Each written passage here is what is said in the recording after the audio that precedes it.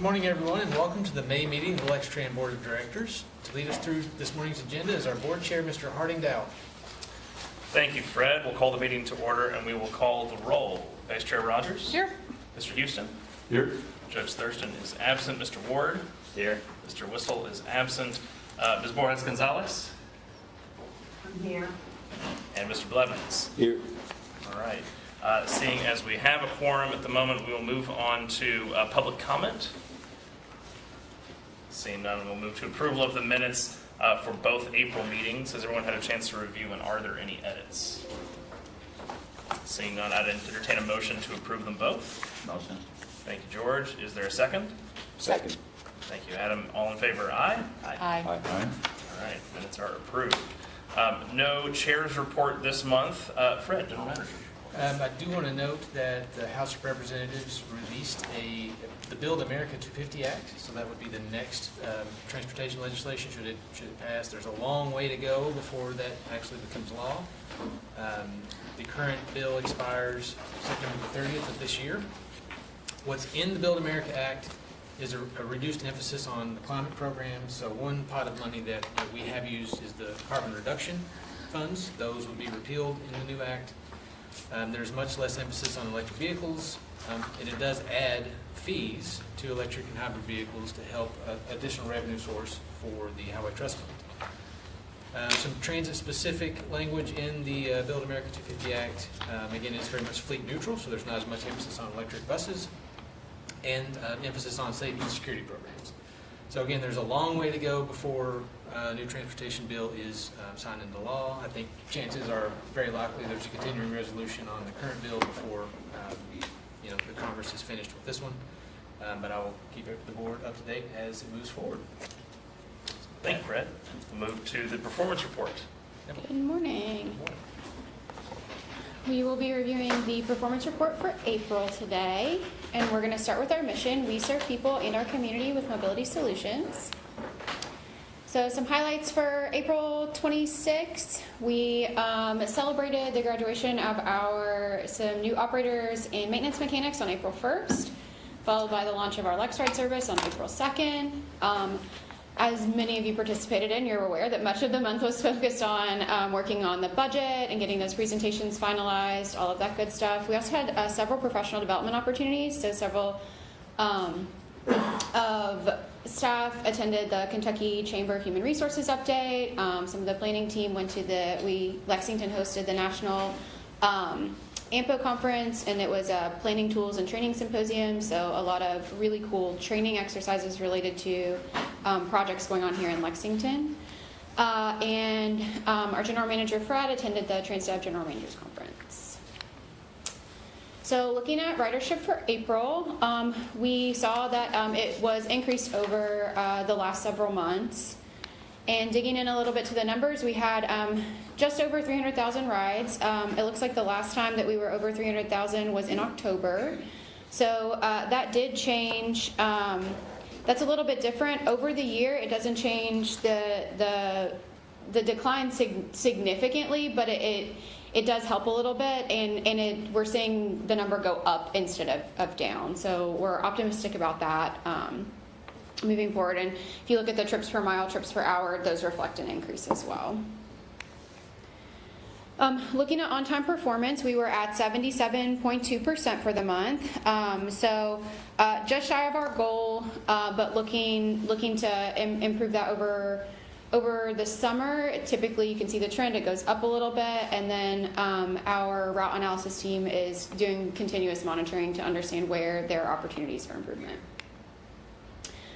We did add LexRide in April, so here is a totally different slide for you. If you look at the monthly ridership, there were 889 rides total on that route, more of them on the distillery loop than the warehouse loop.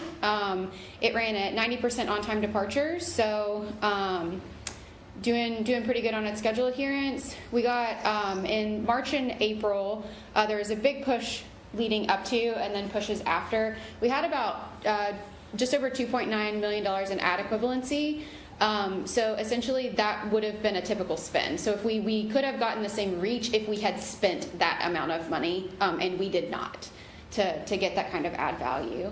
A lot of great social media engagement, particularly with the partners and some of the businesses that are on the route.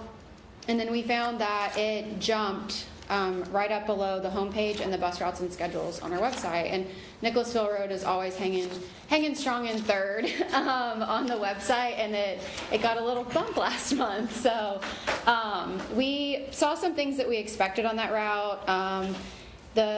The biggest ridership areas were sort of in the center and at the ends, right in the heart of downtown, and then at the warehouse block in the Distillery District.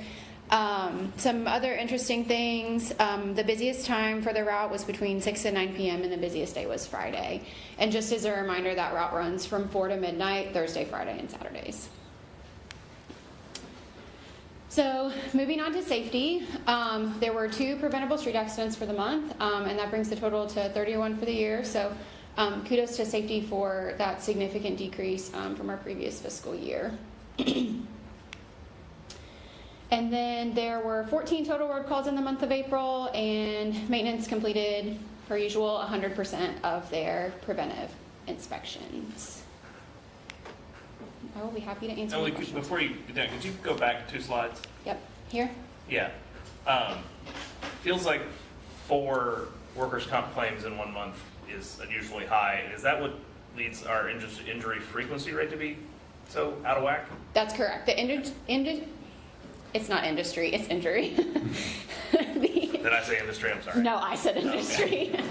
The injury frequent, I'm not going to get it out. The IFR is based on a calculation that the workers' compensation claims feed into. And I am not going to attempt to rattle off that calculation because the last couple times I have had to ask for it and write it down to be able to properly give it to you. But they feed into that. So yes, that rate is based on a calculation that feeds into the work comp. Hours worked is the other side of that. Yes, thank you. Okay. No, I just wanted to make sure that I wasn't misunderstanding those were both unusual, like outlier numbers. Yes, and I mean this is also a good example that workers' compensation claims are not necessarily indicative of accidents, and accidents are not necessarily indicative of workers' compensation claims. Thank you. Anybody else? I have Sorry on that one. if you go back to your Lex ride, did we spend any money in marketing? We spent a small amount of money in paid advertising. We went, and that was on social media.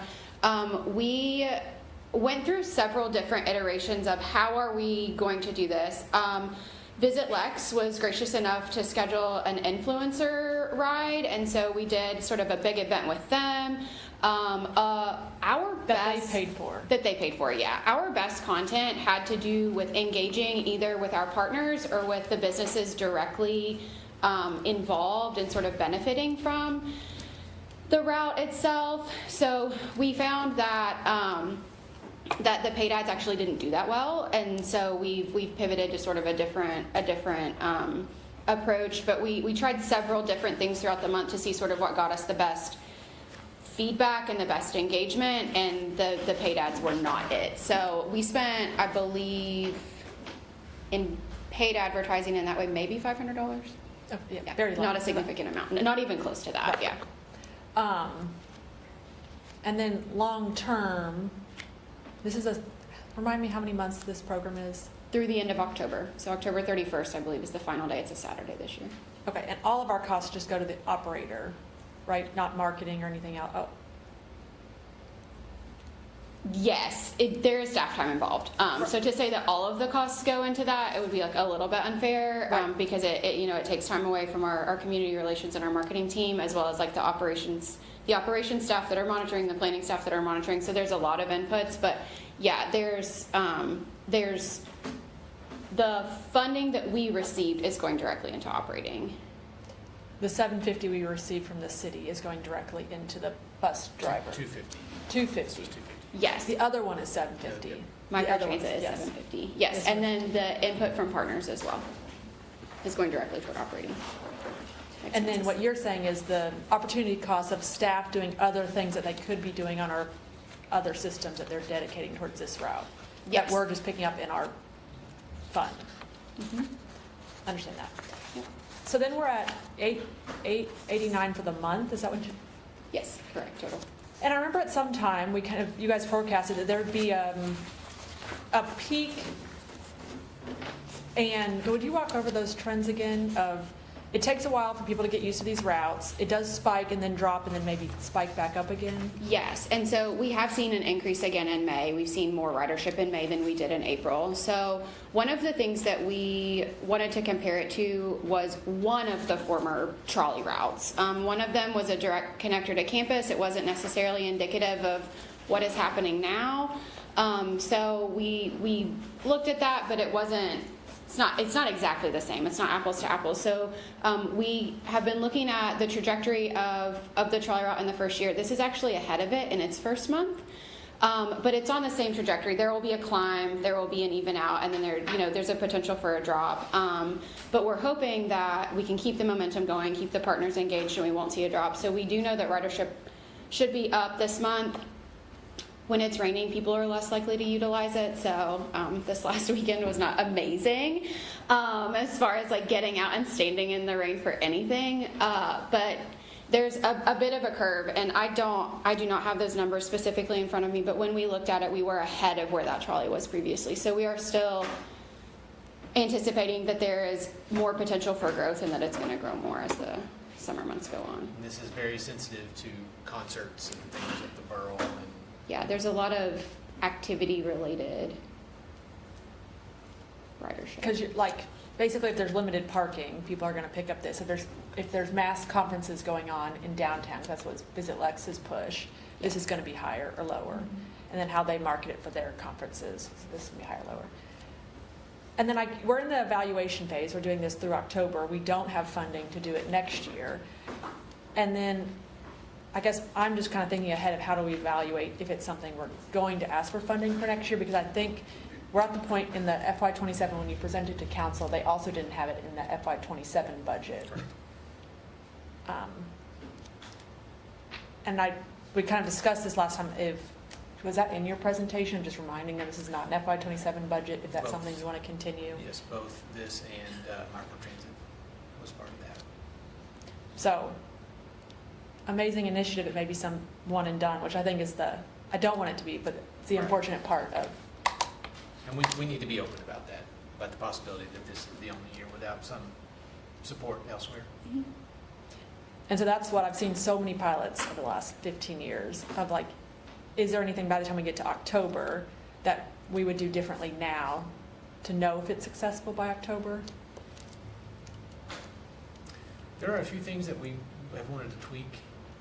I don't know that it would change the outcome significantly enough one way or the other. The 2.9 million, the other agencies are also experiencing, I would imagine, the same sort of bang for their buck on this. Those are the metrics that we look to show this is beyond just ridership. I'm interested to know how many additional drinks were sold at the borough, or how many fewer parking complaints that they had because this was in service. I mean, those kinds of metrics going above and beyond just ridership that we can build our story and help find additional funding for it. And I was surprised, I went to both the distillery district and the other district, and there's no signage at businesses advertising this, which There is. We printed posters. They're like concert posters, Okay. and we've, I think, distributed so far 100. Maybe we did another run.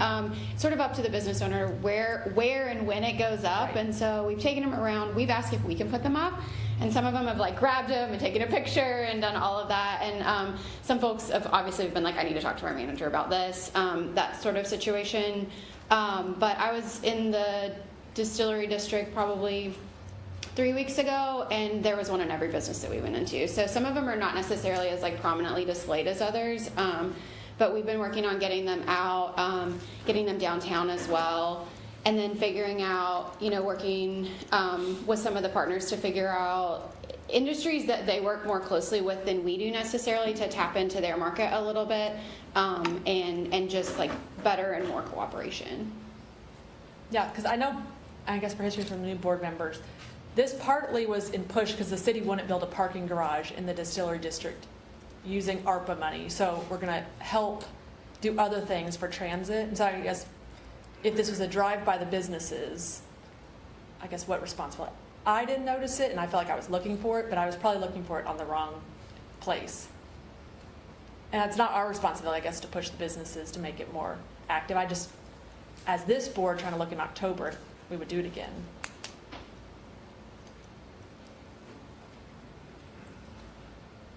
I have another question on ridership, but I'm gonna hold it for the presentation on that.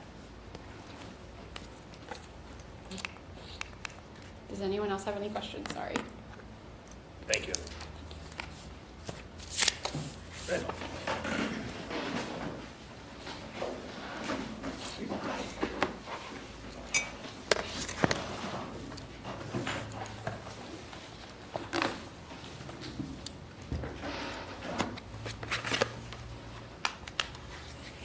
All right, so on the paratransit side, the April ridership numbers was an entry error for the ridership numbers. The total ridership numbers is 16,298, not 16,301.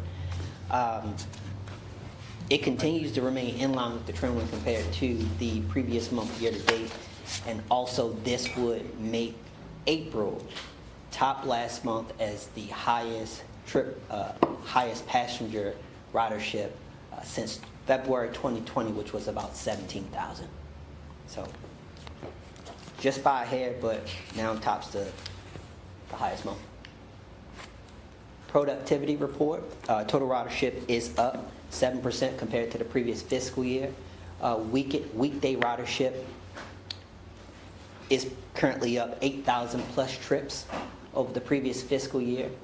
The ridership on the weekends seeing the most significant increase overall at 17% compared to the previous fiscal year. And we did identify an eco-lane reporting error when it comes to the revenue miles and revenue hours. As you can see, it's slightly increased compared to the previous fiscal year. But we do have to go back and kind of investigate where that error is happening. And what we plan to do on the next upcoming board packet is do a side-by-side comparison of April and May. So that way you can see the corrected information. The revenue miles and hours eco-lane error kind of like trickles down into trips per mile and trips per hour. So that'll also be corrected in the next upcoming board packet, as well as this one. I'm sorry. On the safety side, the two preventable accidents, I'm sorry, I had a blank moment for a second. 2 preventable accidents for the month of April, putting us at 4 over the previous fiscal year. RHB Dev Wills continue to host monthly safety meetings. They've initiated a safety blitz with the new general manager, in which they come in early in the morning, they identify parking concerns, they identify mirror checks and different things like that. They've also continued doing daily safety messages, and we anticipate doing a few more safety blitz in the upcoming months as well.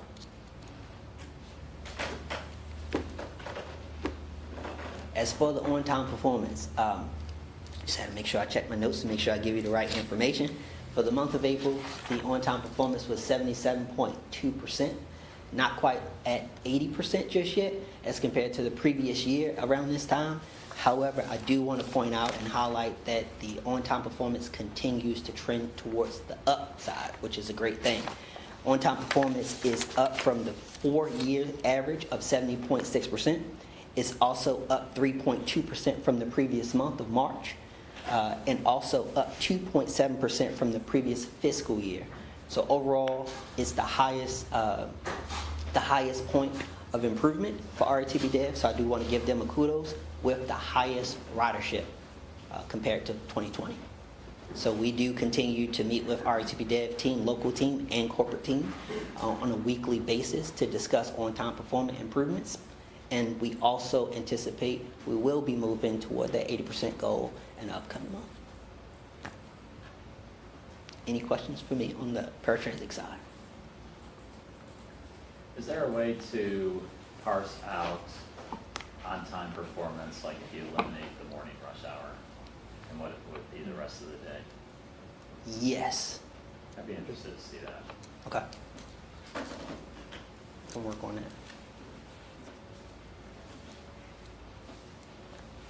With the new GM in place, we are currently looking at travel trends and also the current schedules that exist, paying special close attention to ridership in the AM because it's more dialysis in that 5 to 6 a.m. peak time. Second peak time is usually around that 1 to 3 p.m. range and kind of like shifts off at the end. So what we've been looking at is how much of that trips per hour is subscription based versus demand service, and kind of like make changes and adjustments on scheduling. And also we're talking about increasing manpower as well to kind of like address like the increase in ridership as well.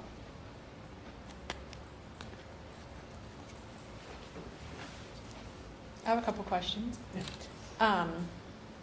Some of these, and you can think on this, are more hypothesis questions. Do you think we'll ever hit the 20,000 again? And if so, when? Kind of that, maybe that's a think on, come back next month of, yeah, maybe next year, next 10 years. And then the 74%, we've been aiming for 80% for a long time. We hit it back in December, Believe it. January. January. When do you think, you kind of said that, alluded to, we'll be back at 80%. When do you think we'll be back at 80%? Given I know there's a lot of other things happening with morning routes and how much of that was there. So we've been immersed in the data and making sure that we do have enough vehicles to allocate towards service during the peak time. So I believe that in the very upcoming month, between May and June, we should hit that 80% goal. Because right now, looking at the data, I would say last month was 74%. This month has increased a few more percent. So I think we're climbing in that right direction to hit the 80%. And your guess of why we hit the 80% and then declined, was that all just due to, or what's your? Well, from January, we would have that snow and getting time period when we had a lot of snowstorms and different things like that. And with paratransit, a lot of the ridership fluctuates based off that travel trend. Leading into the month of March, it's kind of a little bit better. But come April, that's when the majority of the ridership kind of like shifted back in the right direction. So I'm not sure I'm following how the changes in ridership affect on-time performance. So with the on-time performance, in the month of January leading up to the month of April, there was a decline in staff, in which they did a hiring initiative, which I think currently we are at 58 employees, operators, in which we bumped up that to 62, if I'm correct. 60.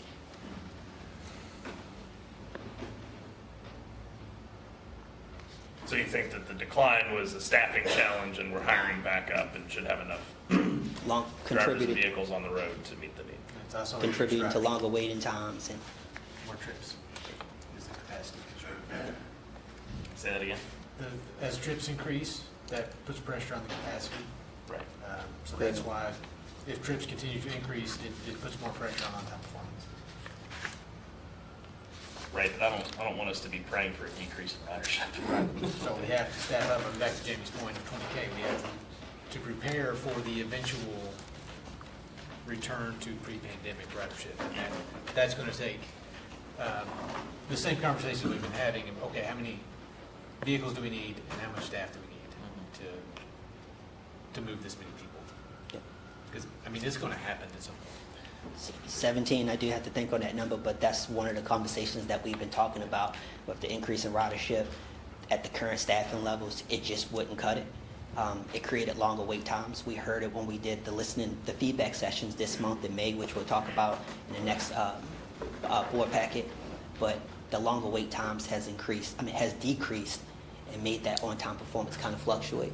So when we bumped it up to 60, and we've also looked at different peak times, because the peak times has also changed, as well as the traffic patterns. we've been able to escalate the on-time performance back in the right direction from January leading into the month of April. I don't expect this is a number you have on the top of your head, but pre-COVID, when we were doing 20,000 trips, were our staffing levels and fleet levels higher than they are now? Like, did we have more capacity in the paratransit system? I do not have those numbers off the top of my head, but we can. I think it would be interesting to know.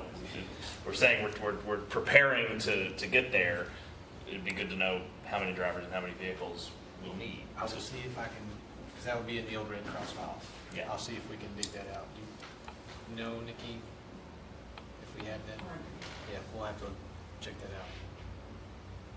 How reliable was the Red Cross data? I suspect not great. Specifically regarding fleet size or on-time performance? On-time Yeah, performance.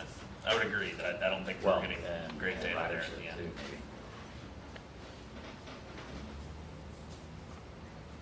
And then I have one follow-up question. For a couple months ago, you mentioned there was potentially some changes for transportation and Medicaid that went through session that minor impact to our rights, but what ended up happening there? So there are new requirements on the Medicaid brokers. There's much more oversight, stronger oversight from the state level. I think there's even a tweak to the way that the funding, the reimbursements to the funding happens. So it's, as it stands, the brokers probably have less profit in the trips that they provide.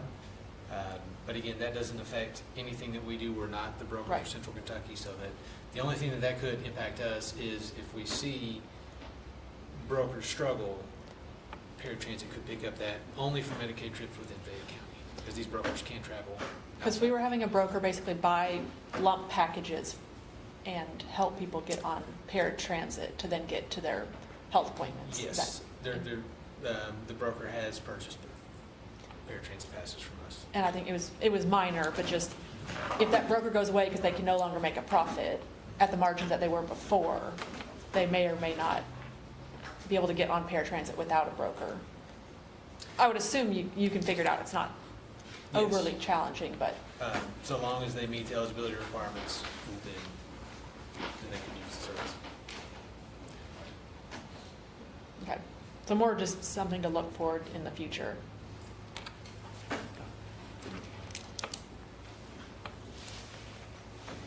Anything else? Thank you, Randolph. Thank you. Hi, Nikki.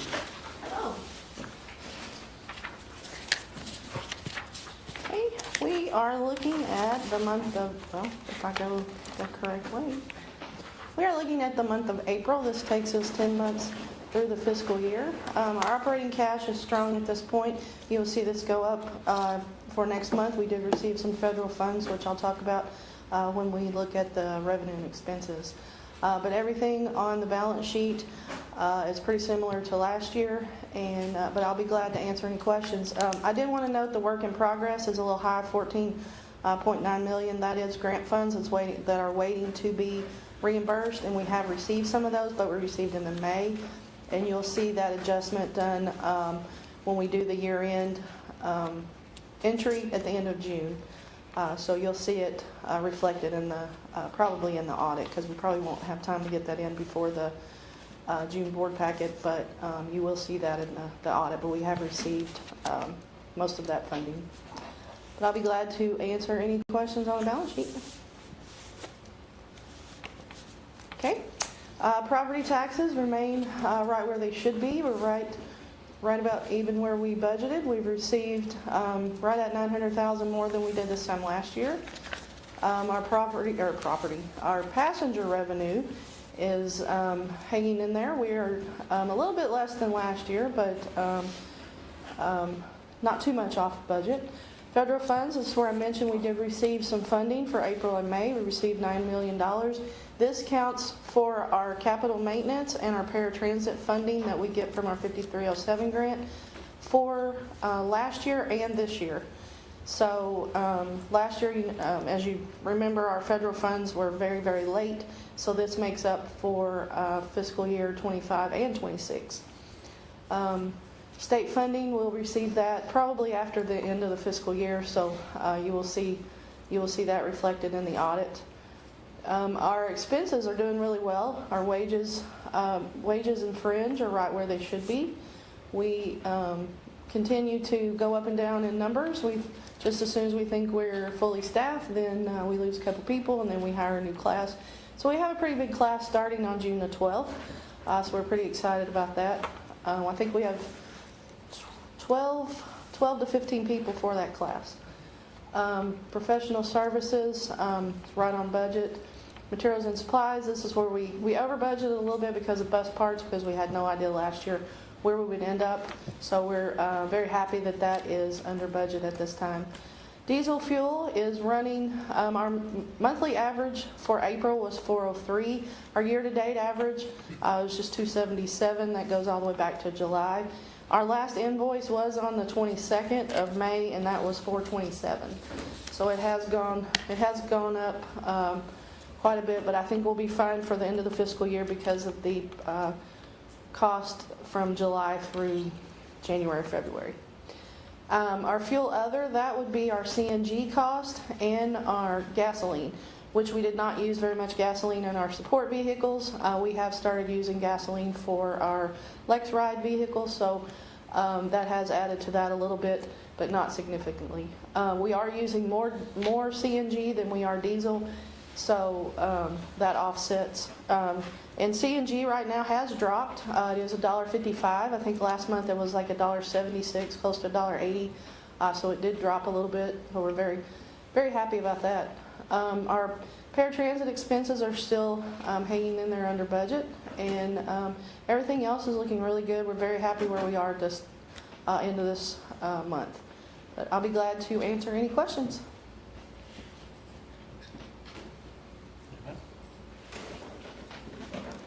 I have a few questions. I always like to go last in case someone's going to knock mine out for me. I think this is the first year in a long time I've seen that our property taxes came in under the actual than budgeted. That is just an estimate based on what we received in the year past. I don't think there'll be any problem receiving what we have for the entire year. We never know when we're going to receive it. Most of the time we receive the bulk of the money November through February. We have received quite a bit in May also. So I think we should be right on budget for that. Because we budgeted the 3.5% increase over the year prior, Yes. and right now we're just a little bit under that. But you're thinking we're going to hit that 3.5 Yes. and maybe a little bit more. Yes. But I think in past years we've just seen it closer to 4, 5. Yes. So that's why maybe long-term a little concerning that we're just seeing the property tax percentage increase go down. For our federal funds, since we got it so late, do we earn any interest on those federal funds that now we didn't get because we got it so late? No. Okay. Yes. And then the paratransit, and you may not have this number right in front of you. How much of that, I know we've talked a lot about them not meeting SLAs, then they get a penalty that we don't pay the full price. If they would have hit all the marks and not had any of those discounts, would we have been closer to what we budgeted? Yes, it's usually between $33,000 to $50,000, A month. depending on how the month ran for the penalties. We've seen it go down some, but it just fluctuates each month. But yes, I think we would be very close to budget. Are you saying 33 to 50,000 is the monthly discount that we're receiving? Yes. And then last month, we talked about spending something in media and marketing, and I can't remember what it was. That's going to come around next month. We'll have a full proposal and resolution for next month. We've got that earmarked at about 150. Can you remind me what it was? Was it just a marketing plan? What? For ridership, to increase ridership. Yeah. You want to talk about the brainstorm of? You all said that you wanted to see us do a campaign to increase ridership, so that's what we reached out to C2 for a proposal on. A long-term campaign related to riding the bus. Yeah.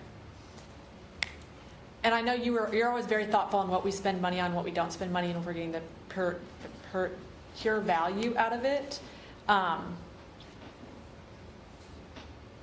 so you're saying the proposal will come back to us to see if we want to go forward and do it or not? Because it may come back that this is more than our budget or less than our budget. Or We've told them 150 would be what we'll bring back, and that would come out of where we're under budget for the year. So the surplus would decrease by 150. Thank you. Any more questions? Okay, thank you all. Thank you. All right, so we have a special presentation. Mr. Ford McElroy, our transit analyst, will lead us through the investigation of our APCs and our ridership. And the board received the full presentation earlier this month. Mr. McElroy is going to do a abbreviated version of that and answer any questions that you might have. Good morning. Morning. So, as we've talked about, one of our most important metrics for our service is ridership, and we've seen that decrease month over month for the last 2 fiscal years. Fiscal year 25 was down 11%, and year to date, we're down 7% from fiscal year 25 this year. And the big question is this real? Is our ridership actually decreasing, or is something going wrong in the process counting it? This is really important because it affects our credibility. We have federal oversight and stakeholders. Additionally, it affects, in a convoluted way, affects our funding. Its cousin metric, passenger miles traveled, is one of the many inputs in the formula funds for federal funding. So this is important. When we say ridership and put numbers up on the screen every month, what are we actually talking about? Refers to a passenger board. Every time somebody gets on the bus, we count that as a +1. The process for counting this is quite complicated. It starts at the APCs. This stands for automatic passenger counters. It's a sensor on every door of every bus. And then there's a whole bunch of other stuff which I don't have time to get into today, but so much data is being collected. It's staggering. And then that data goes through hardware on the bus and then eventually disappears onto the cloud where everything goes. And then the data is validated and eventually consolidated and reported. This whole process is overseen by our technology partner, Avail Technologies. They install the APCs, maintain the software. They are who we're working with for all of this. So in digging into what could be happening, we looked at 8 different hypotheses, kind of covering all the bases. Some are true decreases in ridership. Some are false decreases due to counting error. We were able to rule out a few of them pretty quickly. We also confirmed some of them as partial contributors, but they don't match the scope to be the full cause. And we have a couple open things that we're still looking into. So the easy ones to rule out were national ridership. We looked at national ridership trends for peer agencies over the same time span and saw that it's holding steady. Another possible thing that comes to mind, if our ridership was really high and then jumps down, maybe we were overcounting. But if that were the case, we would expect it to plateau, and we have not seen the plateau. It has continued to fall. So we looked at some other things. Transit center renovation, obviously that affected all of our operations. And we do suspect that that had something to do with it, but the ridership decrease trends started almost a year before the transit center closed. We also noticed some challenges with operator logout procedure. At the end of a shift, you're in a hurry, you log out of your session on the bus. That can cause some data loss, but we don't think that is a big enough problem to account for everything we're seeing here. There are also some challenges with circulator routes, so like UK's loop routes, where the start is the same as the stop for every trip. On the back end, Avail we've worked with them to change some configurations, no change to the service, just how it's set up in the background, and we have actually seen circulator ridership start to plateau and rebound since then. But that can't be the full picture because even since those changes, not fixed route, but our non-circulator route riderships have still been decreasing. Hardware malfunction. So this whole counting process starts with the sensors on the vehicles. If those aren't working properly, then nothing else downstream can. Every 3 years, the FDA requires us to recertify those sensors. And that is a process that takes a lot of manpower. And in 2022, the previous time we recertified these, we had within less than 1% error. So the manual sampling versus the actual what was reported was very close. That was good. We recertified in 2022 and found that they were undercounting by 6%, which is actually so low that we had to redo the survey and got the second time around minus 4.7%, which was just inside the 5% threshold. So either way, 6%, 4.7, we've confirmed that something is going wrong at that level and there's undercounting happening. And it's concerning that it's decreased from, in 2022, less than 1% to somewhere right around the 5% undercounting margin. We had Avail come on site and investigate all of the buses on our fleet for that. I'd be happy to talk more about the details of what happened there, but we looked into that and are hoping for better performance with the sensors. We also do bi-weekly check-ins to make sure that no single vehicle is way out of whack. The other true decrease that could be is some unexplained ridership loss of unknown origin, just a big general bucket. We don't believe that this is the case, though, when we look at our fare collecting route ridership and compare that to our fare box revenue. Fare box revenue, like Nikki said, has decreased, but the reported ridership on the fare collecting routes has decreased by much, much more, way out of proportion. And finally, that leaves us to our big one, the software errors. So in late March, Avail confirmed in writing that there were, quote, discrepancies in the data, not just with our agency, but some of their other customers that they work with. And since then, they've investigated. They've identified problems with the software in the vehicles. And they're still investigating. We're awaiting a full scope and remediation plan. But Avail has confirmed our suspicions that something was going wrong, and we're waiting to hear more. Be happy to take any questions.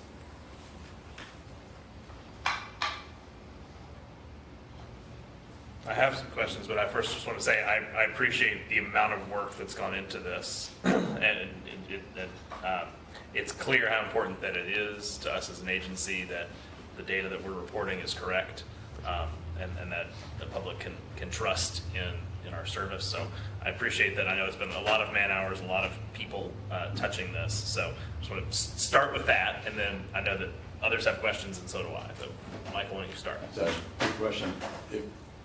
If we're able to identify that it was a software issue, will it be possible to retroactively adjust the numbers that have occurred in the last 2 years, or? That is the big question. Personally, I am not optimistic about that, but maybe that really will come down to what Avail is able to identify.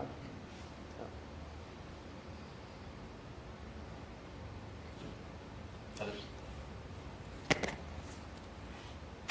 I just have two comments. One, this is very well done. Thank you for presenting it at this high level. I know, maybe, would you say hundreds of hours have gone into this? A few. I know we've been talking about this since 6 months, a significant amount of time. So I know hundreds if not thousands of hours have gone into this across so many different members. For us to really understand, if you go back to your slide, I think the 11% decrease based on the data we have today. And so that's what I think as a board we've been discussing of what decisions do we need to make if this is the real number. But before we do that, is this the real number? And so more of just a comment of I appreciate it. And then will you explain the one comment you went into of how it's out of margin with the fare box, just what that means? Happy to. I have a slide. So here we have our year-to-date ridership and our year-to-date fare box revenue for the last 2 fiscal years. You can see the specifics there. Fare box revenue has decreased, but not to the same degree. And if you really want to get into it, we have revenue per rider has gone up every fiscal year to quantify that relationship.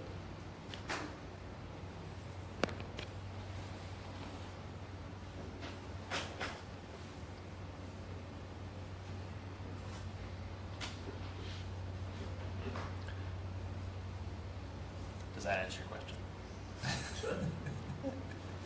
Would you explain this one more time? Why that's like why you're Yes, so On the left is the ridership for fare collecting routes. So we've excluded the UK routes where they don't take any money. Okay, I think all you had to say is, I understand now, you're comparing the UK routes to the non-UK routes. The non-UK routes to the fare box Ridership revenue. to money. Yes. Yeah. Left is And ridership, but money's not gone down as much, so there's a gap there.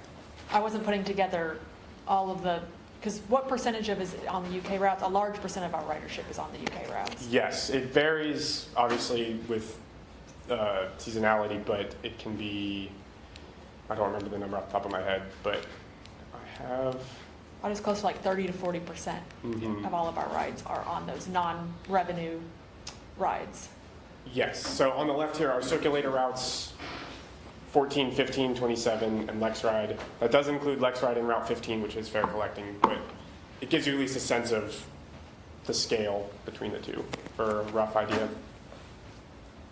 Which route is 15? Red Mile. Okay. Yeah, it's also a circulator, it does the loops, and it brushes up against campus, but we do not call it a UK route because it's not part of that contract. Right. And it collects fares. Yes, it does collect fares. But there's a lot of UK riders on it. Quite a few. Yeah, it connects the housing on Angliana to the campus. And Red Mile. Okay, so the big picture question, now what? We need to stay on Avail and get answers from them, find how, if we can recover the data. And so I think you said that the issue is with software on board. Yes. So is that with the transition from the hardware on board to the cloud? Is that where the communication is that happening on the road? Is it happening at fixed times during the day? It could be, so. Which arrow is it? Yeah. Yes, they specifically identified the driver, not the operator of the bus, but the box there that connects the sensors to the computer on the bus. They said there were some like firmware issues with those, and they weren't any more specific than that. But even if we go back and say like this percentage was related to the software, my hypothesis is there's still some percentage that's ridership is going down. Yeah, and the farebox revenue does suggest that it has gone down a little bit, but not to the degree with Right. which we've seen. Yeah. And so we, at some point, have to come up with some number we feel confident with versus, all right, no, it's actually only down 5%, not 11%. For sure. And then I think the question is, then what? That was my, maybe a Fred, Emily long-term question. Yes, that is a good question. I had a question about the logout Yes. component of this, and I think you had a graph in the longer presentation that I didn't quite understand. It's sort of a scatter plot. Yes. Would be the best way for me to describe it. I'm going to need you to walk me through how this works, because how I read this was that where we were showing ridership decreases, it was almost always where we were missing logout. So there's a clear causality. Yes. But Well, maybe not a correlation. Okay, fair enough. So yeah, walk me through how this works. For sure. So let's start here with a monthly graph of early logout. And you can see I've grayed out or lightened the transit center closure because that caused everything to go out of whack. And notice, or excuse me, I want to point out that this, what is sometimes labeled as missed logout, is not always due to improper procedure. This is if some of the back-end software isn't configured correctly, or if there's a detour, sometimes the bus comes into the final stop at a different angle than it's used to, and that can, there are lots of ways that this can break down, and that we see with the transit center closure that caused that to happen. But even ignoring that, we see a much, much smaller bump in missing logout data starting in fall of 2023. And then it decreased right before the transit center closed, and that was due to an initiative, training initiative to work on that procedure.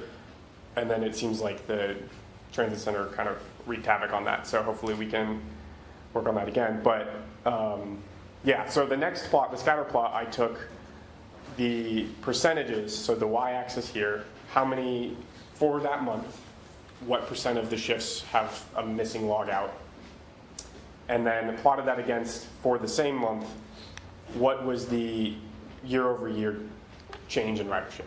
So I excluded those outliers. All of the ones with more than 50% missing logouts are months when the transit center was closed. And yeah, now that the transit center is reopened, we've returned to a lower level of like around 30%. So if we exclude the outliers, you're right. There is a negative correlation. Higher logout missing tends to correlate with lower year-over-year ridership change. But I want to, like that, this is kind of this is a very derived metric. It involves lots of data inputs from the logouts as well as the year-over-year change. There are a lot of things that can go into that. So yeah, we have a weak correlation here. The coefficient of correlation, if you want, is minus 0.58. All that to say, there is something here. But missing logout data, while it does decrease the quality of ridership data that we use to count, that scope doesn't, it's not a big enough problem to count for the minus 11% that we saw. That makes sense. I knew that this wasn't the whole problem. I just had trouble understanding the graph. Is each dot on this graph a shift? Because we have A month. a month. Mhm. Okay, thank you. Did we really have over 40% ridership increases in? I'm just looking at like we have. What would that be representative of? That just seems. I would have to. Out of scale with our Yes, operations. so I would need to look into that, and I don't remember which month that dot corresponds to. And So this is a month system-wide. yes, system-wide. Okay. So it would almost mean like we added some kind of service that we weren't previously offering. And this is over a couple of years. Yes, this was, I believe, fiscal year 22 till March of this year. And I'm not trying Oh. to call into question your data. I'm just trying to understand. You know what the 40% was? Fiscal year 22 is coming back from COVID. There you go. Because what this does say to me is that that previous graph where we saw that the missing logout data skyrocket when we closed the transit center says to me that the closure of the transit center, I think we agree, probably represented a certain decrease in ridership naturally, just because it was harder for people, it was unfamiliar, et cetera. Plus, the closure of the transit center caused this, I won't say caused, happened at the same time. But as you said, like there are some unavoidable things that the way we were pulling into spaces, et cetera, Yes. caused the logout to malfunction. To me, this is an amplification of the potential transit center closure as one of these root causes. Yes. Now, as you said, our decreases started well before that, but if we're looking at, instead of a straight line, a month-over-month decrease, I would imagine that it's a little bit bumpier of some months decrease more than others, and that the transit center closure represented a significant decrease in ridership. Yes. We might be able to deduce a better idea of how much real ridership loss there was, if once we have more numbers from Avail. Mm-hmm. And you raise another challenge of this process is that our data only goes back to COVID. Before COVID, ridership patterns and numbers were so different that it's hard to bring those in and analyze those trends. Additionally, monthly ridership is a lagging indicator. So anytime we try to make a change or investigate something, we have to wait at least a month to get one data point and then several months to get a trend. Yeah. Thank you. That's very, very helpful. Anybody have more annoying questions than I did? Thank you, Ford. Thank you. All right. right, we'll move on to our action items. The first of which is Resolution 2608. This will be your meeting schedule. So Resolution 26-08 is our meeting schedule that is carried over from the same structure and format that we have now. So the fourth Wednesday of the month at 10 a.m. The exceptions here would be our holiday months of November and December. Those would occur on the third Wednesday of those months. And then the Finance Committee for the audit, we have at 11 a.m. following the September 23rd board meeting. That is scheduled there to give the auditor as much time as possible to finish up their work and give us enough time on the back end to get the completed audit through the process that needs to go through. Are there any questions or corrections to the meeting calendar? Everybody good? Great. Is there a motion to approve? Motion to approve. Second. Thank you, Jamie. Thank you, George. All in favor? Aye. All right, so Resolution 2026-09 is our industrial revenue bond framework. This is a response to the conversation that we had at our special meeting back in April to develop a framework that gives us a beginning point to negotiate with applicants for industrial revenue bonds. Ms. Carol Egger, our board attorney, was not only helpful, she really took the lead on putting this together. So I know there's been some questions about the framework itself and some tweaks that we might need to make before we pass it. So I guess, Carol, if you'd like to add anything, or we can open the floor for discussion. Whatever works best for the board. I'm happy to go through some questions that I've received, but if you all want to just bring them out to discuss with the rest of the board, maybe that'd be best. Can I ask one big picture question? Can you just give the 1-minute pitch high level of your thoughts in this, putting this framework together? Yes, so I think that the goal of the framework is to include primary participation levels of 25% abatement, 50%, and 75%, with a mix of, I guess, what I would describe as core factors for affordability, location, and investment in transit improvements, which are some things that I know some of the board members have requested to see. The goal, I think, is to sort of lay out the minimum expectations in some of these. So, like, for example, the baseline participation, we had a note about including new or existing sidewalks or public rights of way. Things like that, while we're not necessarily required for participation in that category, these are just things that we are wanting to establish in a framework to show future proposals that Lextran is encouraging you to also provide these other improvements to better transit operations. So that's hopefully makes sense, but it's kind of my thought. Yes, and when I was looking, the reason there's more incentives for more public benefit.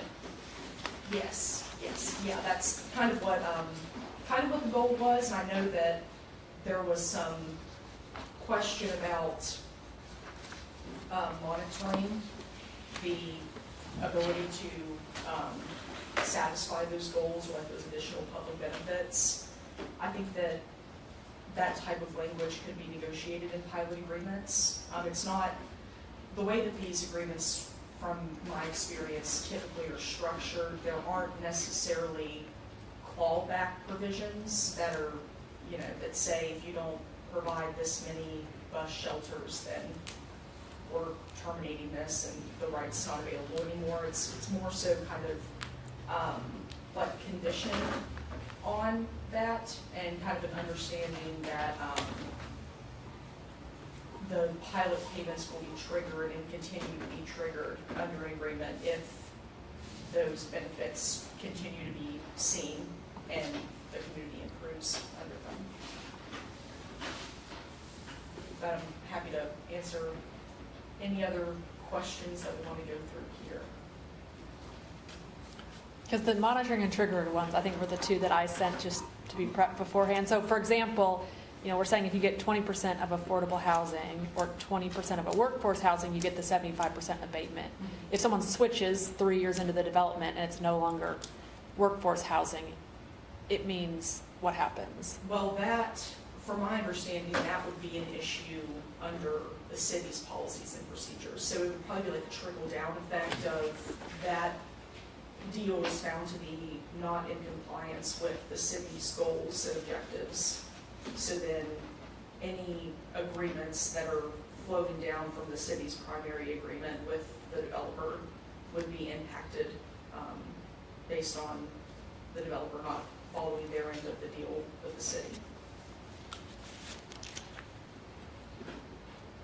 And we did include some additional information about these different public benefits. We included a definition of near Lextran fixed route services to kind of give a gauge of what we're talking about when we want to see these types of public benefits, but I'm happy to discuss that with you all if you're open to different interpretations. A few questions and comment. First, the 75% abatement for full participation was 100% kind of off the table. I don't remember if, was there a range? I think these numbers are certainly up to tweaking if the board. Okay, I couldn't remember if we discussed that last time, but we were gonna cap it at 75%. I don't think it was part of our discussion because I don't think anybody's ever brought us a pilot that asked for a 100%. For 100%, okay. Then in general, I think everything kind of is there. I appreciate that you guys have some of the language that I suggested for the sidewalks, and I think all the components are in it. I'd just like to propose maybe shuffling a few of them from one level to the other, hopefully without it getting too confusing. But to start with, like the full participation, whatever that is, whether it's 75% or another number, for me, I would like to see at that point this item 6I, the high-quality streetscape improvements. So if you think of the project on Winchester Road or anywhere else, they should be doing that already. They should have a nice streetscape with street trees and pedestrian lighting and seating and all those things that kind of support transit and mobility solutions. So I would like to see that as a prerequisite for the full participation, to take that high-quality streetscape improvements and move it under there. That's just a... Do you want an and or an or? Because right now it's an or statement. You're saying an and statement. You want one of these and they have nice streets. Oh, I see, yeah, or... Yeah, I think it's and. I think it would be an and, yeah. Because it's not related to the housing. Yeah, the housing is kind of a separate issue. And then to go, now to start at the end, go back to the beginning on the baseline participation. Where it says may include new sidewalks, as long as it says may, maybe it doesn't even need to be mentioned if it's not a requirement. Any project may include sidewalks, and so maybe that doesn't need to be there. But I would take that language where it says may include, change it to include, and put it in the 50%, so that at least when you go up to the 50%, we're saying you at least have to have some sidewalks. They don't have to be the high quality with all the amenities, but you should have sidewalks along the street. You should have sidewalks going to the front door. That's kind of a very low bar to set, I think, for the 50% participation level. Also, I kind of wonder, at the 50%, should they not be located near Lextran route? Seems like at that level, most projects probably would be near a Lextran route anyway, so for me, that maybe that could be a requirement.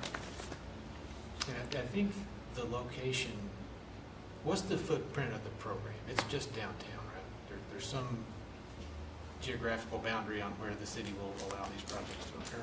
I think it's just within the open services boundary. Because that one's way far out. Yeah, that's the only one that's different. Um, So most of these should be Yeah, close to. should be close. Yeah. But I think we might, I mean, for future use, you know, the new urban services areas, we don't have, you know, we don't know when those are gonna come online, we don't have services, so that might be something to Yeah. think about. Yeah, that's just something that I'm noticing now, is that neither baseline or partial participation, and it's not even mentioned in full participation, are we ever requiring that the development be near fixed ground service. They both say are not located near fixed ground service. So I would think that changing that from an R not to an R would be more consistent with what we're looking to support. And to go back to your comment, though, you're saying anything inside of the urban service valley would hit that. Is that because everything inside is a 1/4 mile walking distance to a Lextran route? Not everything, But almost the everything. vast majority, especially the commercial corridors. Some of the single-family neighborhoods wouldn't. But I think that's why it's important. Most of these projects are gonna meet that until we get into development in expansion areas. And at that point, if they're not located near, then do we really want to offer the abatement to something that's not going to be adding ridership and, you know? Unless they want to help, because then it's an To extend the operations, it's an service, operations problem rather Yeah. than a, yeah. So again, just to summarize, you know, at the 50% level, have some basic sidewalk infrastructure. At the full participation level, have high-quality pedestrian infrastructure. And then you could still leave the bus stop amenities and the bicycle storage and things like that as kind of additional considerations, and maybe there's others as well. But that was my recommendation.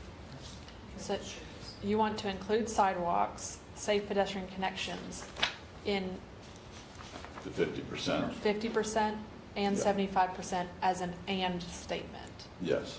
And You at have the to do one of these 75% would be things. a higher quality streetscape with pedestrian lighting, street trees, that kind of thing.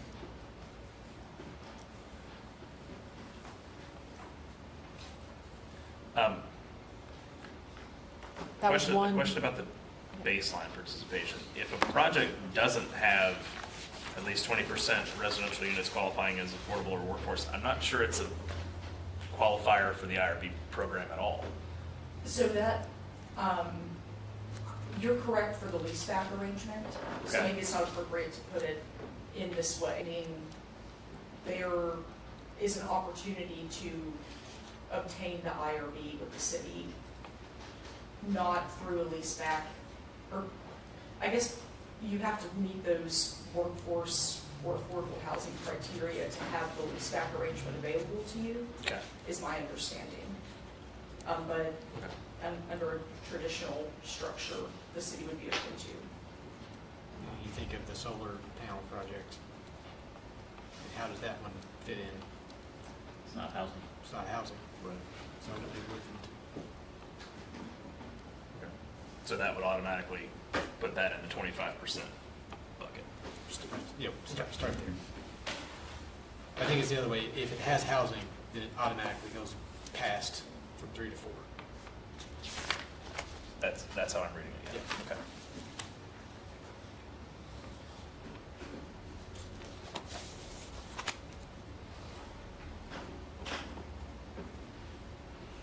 Okay, so then, I think I was reading Michael's suggestion regarding 3B3 about new or existing sidewalks, that should go from a may to a shall, but I guess for baseline participation, may is the appropriate solution. Just thinking again, providing sidewalks to a solar farm.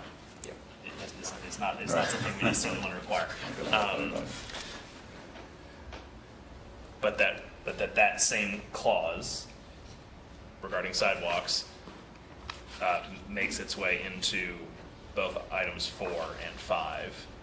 And that in 5, then we have the additional requirement of the high-quality streetscape improvements. Yep, okay. And that, for parcel participation, item 2 should be switched from are not located near Lextran fixed route services to are located.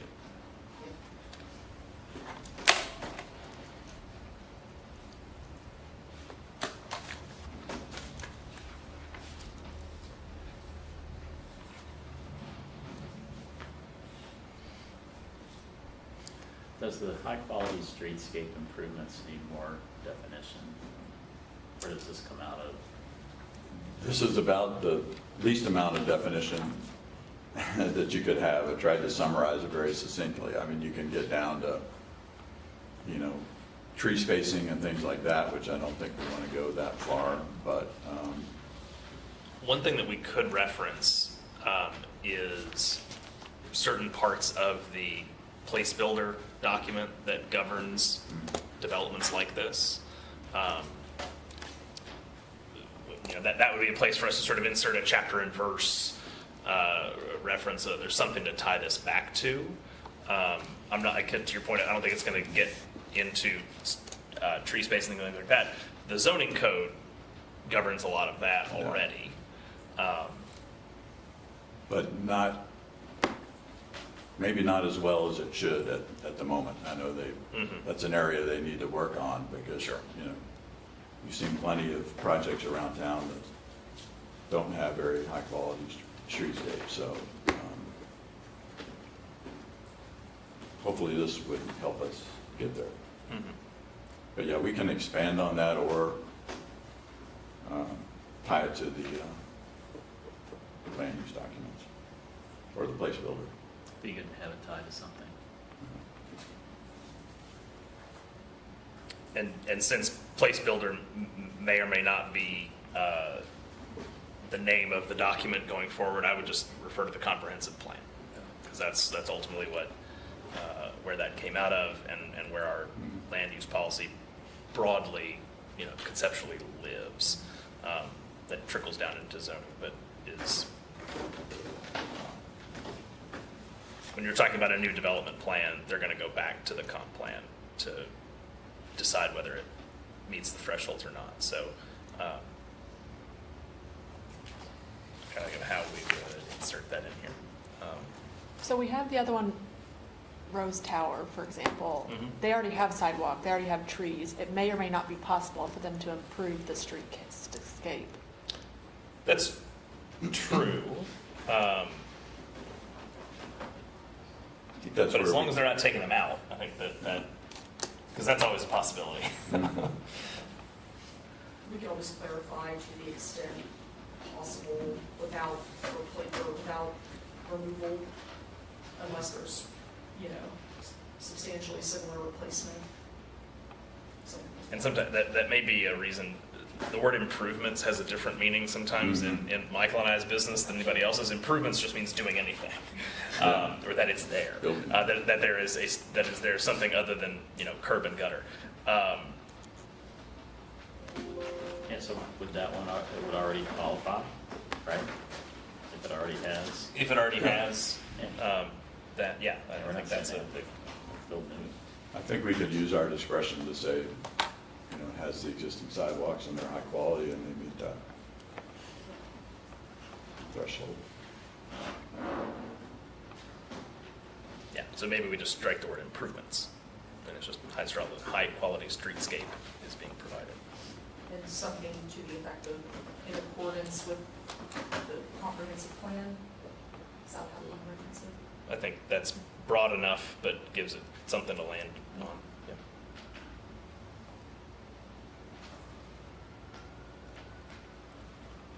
And the up to 15 years is up to, if someone comes out, I want it for 10 years.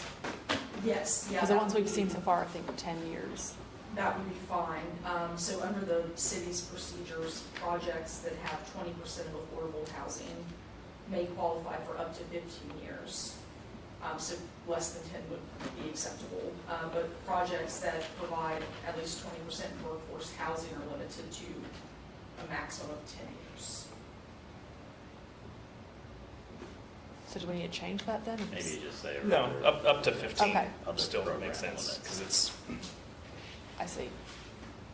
the term is decided before it gets to us.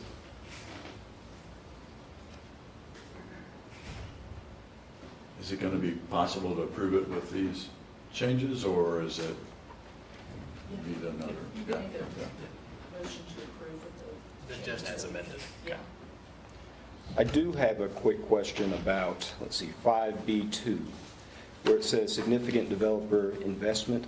I'm just trying to understand exactly what we would be looking for there and how it relates with other items, such as 6A2, where it's talking about the installation of new or enhanced bus stop amenities, so on and so forth. So what exactly do we mean by significant developer investment? When we already have some things specified, do we need to define that further in here, or can we kind of combine those two? I think either of those approaches would be appropriate. I think that my goal was to take feedback that I've heard from members and try to incorporate it to be as broad as possible to give you all expansive room in evaluating. But I do think that there's definitely room to define significant developer investment, whether it be a monetary value or these types of streetscape. I think the trick to that is funding operations, because in my mind, this is the situation where you're developing in the expansion area. We don't have service there now, and we want to get service there. So if they are willing to help us fund, not a stop, but actual operations, we can go above and beyond. Could that be moved down to the additional considerations? Because that paragraph right now, it's only in the 50%, but it would kind of apply to any of them. Could apply to any of them, right? It's not specific to a 50% participation level. But you're saying that Well, as at a, 50%, It's in we're saying they're 75. not providing that significant funding. That significant developer investment is sort of the thing that kicks it from 50 to 75. Maybe I'm not looking at the final version. That to get 75, you've either got to be providing affordable housing, definitely Right. affordable housing, or workforce plus operations funding.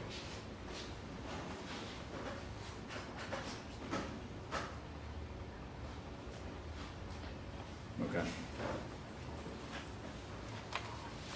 Whereas workforce without investment is capped at 50. But it will have the side. basic Inside, side. irrespective of the additions we just made. Okay.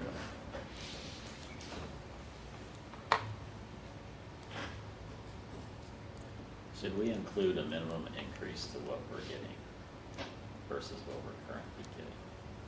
So for an example, even with a 75% abatement, it still needs to be at least 3 times as much as we're currently getting. That's a good idea. I'm trying to think how that might scale if it's a super project.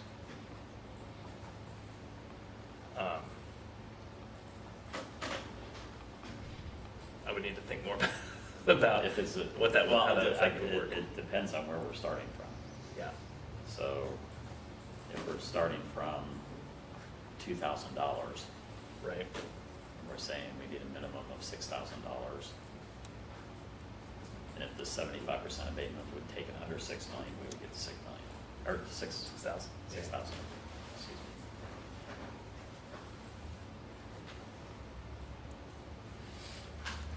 I guess what that does is projects that, so take Rose Tower, for instance, is on the tax, well, I don't know if it's on the tax roll. I think it is, though.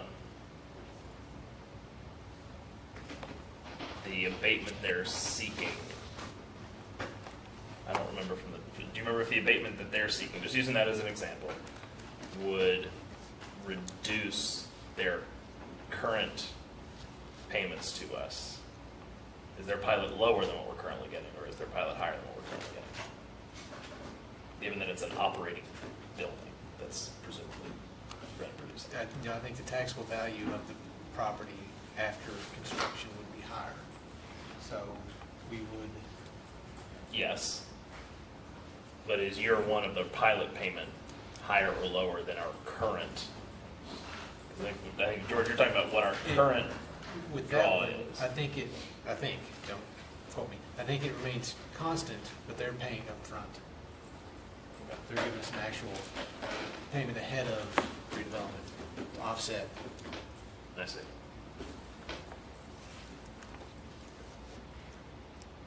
I just don't ever want the calculation to be lower. Yeah, Sure. yeah, I think that It makes has to be sense. 3 times higher, but it can't be lower. Mhm. It's definitely, I think, difficult to say like a specific amount that we want to include Yeah. this assessment, changing, but we could potentially add something about the development meeting the anticipated revenues or anticipated tax benefits that they provide in their proposal, like it's satisfactory of this much of it, something like that, if that makes sense. I think, to your point, George, putting a floor under it and just saying it can't be lower than it was before. Again, I was thinking about this in the wrong way. I forget that the pilot program starts the day the building is operational. So the improvements have been made. So there'd be no way that you would invest a bunch of money in a building and somehow have the taxable value go down. Right? But to your point, like so I think just inserting that the pilot payment cannot be lower than the pre-development taxable value.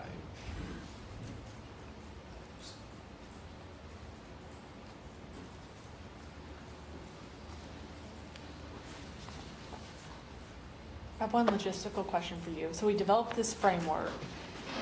I guess I thought, and I think I may be misinterpreted, we would get this framework, which then gives you authority to go and negotiate anything within this framework, and we don't have to come back for a board vote if it's within this framework.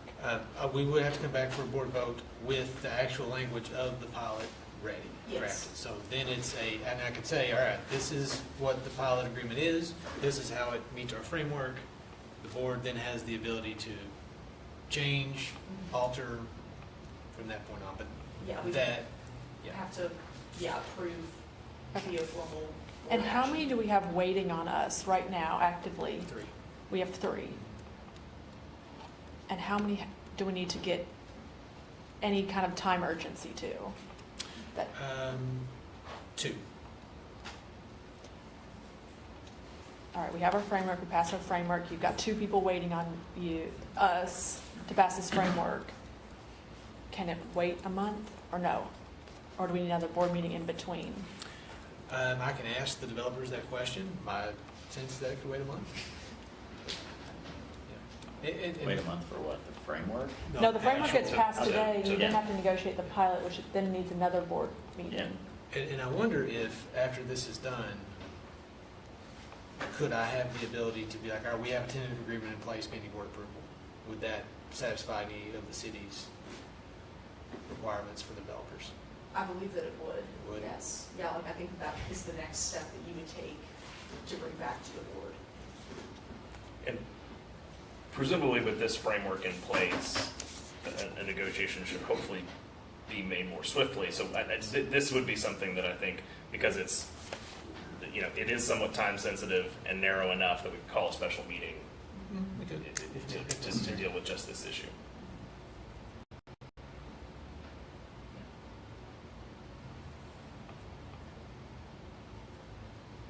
Any other questions or comments on the framework? Or how it impacts the projects we've seen so far? And the 2 that we have in front of us, how much do they differ from this framework? Or do they fit within these? They're pretty close. Yeah, I think both of them are. Pretty I mean, close. Yeah, within bounds of the criteria we're looking at here.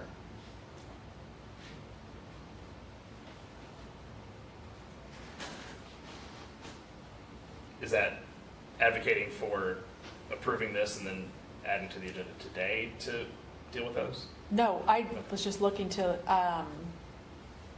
I know we had that discussion that there was some urgency for those, that they were waiting on us to make a decision. Yeah. And it's holding up development. So I'm trying to understand, is it holding up development and what do we need to do? If we find that urgency, we can see about a special meeting. Yeah, that's what I was gonna suggest, that if we find out that doing it at the next meeting is not going to afford enough time to make the deal move forward, then we can. FCPS is going to vote on theirs today. On their framework or their, No, on the projects, on one. Okay. So then ideally, we would call a special meeting and vote on ours I sooner think than a that's month the from now. idea, Sarah, yeah. Okay.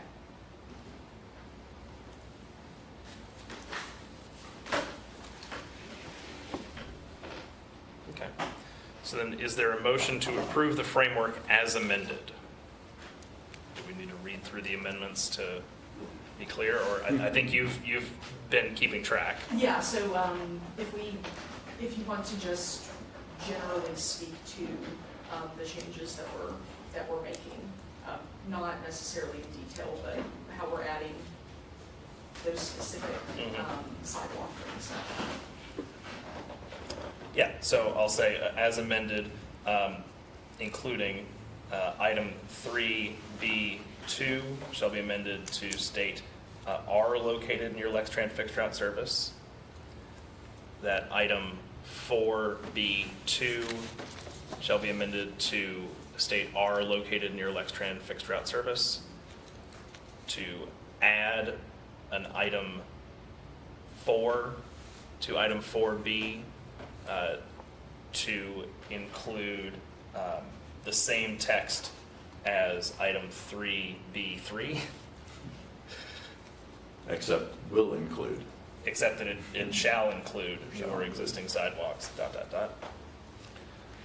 And that item 5B be expanded to include a new item 3, which shall also reflect, shall include new or existing sidewalks, similar to item 3B3, and that item 6A1 be moved to be item B, 5B4.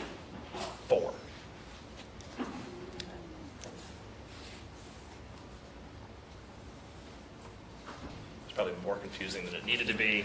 And then Just trying to be, the minimum being Oh. what is currently collected. yes, and that, That could be, that we add that's the item 2A3, that the pilot payment shall not be less than the pre-development taxes received. And I think one minor one to add also is that under full participation, they would have to be near a Lextran route. I think we mentioned that on the other two, but not on the full participation. That's correct. So we need to add 5B5, which shall read, are located near Lextran fixed route service.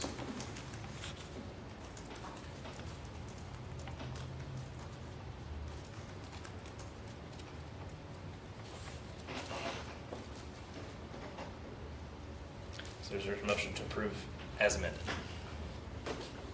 So moved. Thank you, Michael. Is there a second? Second. Thank you, Mr. Bowens. All in favor? Aye.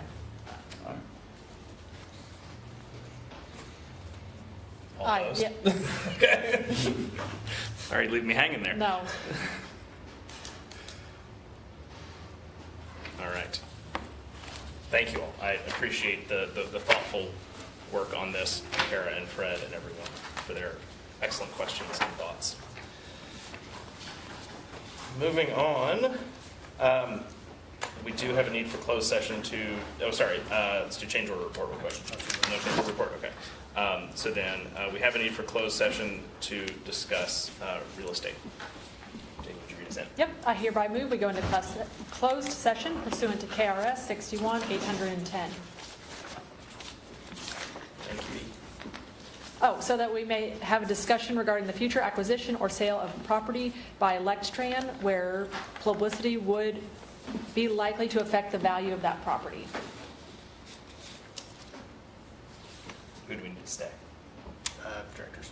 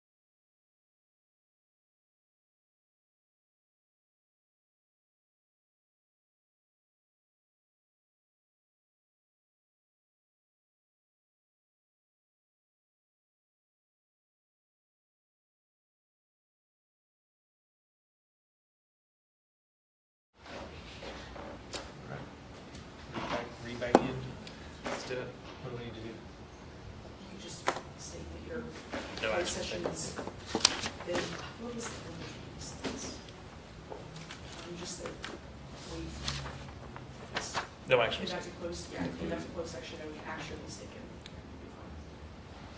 With that, okay. Thank you, everybody, for waiting. We have returned from closed session. No action was taken. Next on the agenda is old business. No old Is business? there new business? No new business. Let's run through our proposed agenda items. We have quite the list of proposed items. The first one is on-call electrician services. We did not receive responses. We might not take that back out to bid. We might try to piggyback on another contract, so that one may not come back before you, depending on how contracts work out. Security access control services, that contract is ending, so we will have a RFP for that.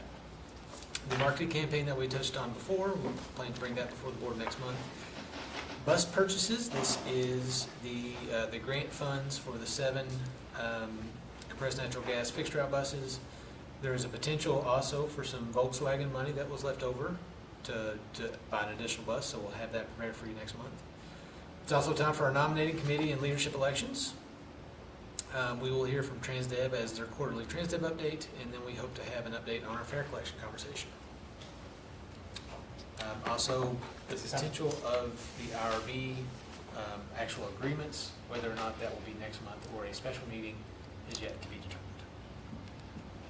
Great. I think if a special meeting can be managed, that would be preferable, and not let it sit by a month.